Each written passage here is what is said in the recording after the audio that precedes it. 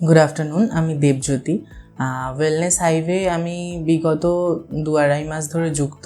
আমি এখানে ইন্টার্নশিপের জন্য এসেছিলাম, তো তারপরে ম্যাম আমাকে রিসেপশনিস্টের জন্য অফার করেন, তো আমি রিসেপশনটা এখানে দেখছি। তাছাড়া আমাদের এখানে এখনকার সমাজে আমরা সাধারণ মানুষ আর কমিউনিটি পার্সন দুটোকে ভীষণ, এখনও লোকজন যতই মডার্ন হয়ে থাকুক তাহলেও লোকজন একটা ডিফারেন্সিয়েট করে। মানে কমিউনিটি পার্সন দেখলেই তাদের মনে হয় যে তাদের কোনো রকম হয়তো রোগ রয়েছে শরীরে বা কিছু। তো আমরা এখানে আমাদের ওয়েলনেস হাইওয়ে আমরা সাধারণ মানুষকেও যেমন নিজেদের দৃষ্টিভঙ্গি দিয়ে দেখি, তেমন একজন কমিউনিটি পার্সনকেও আমরা সেই একই দৃষ্টিভঙ্গিতে দেখি।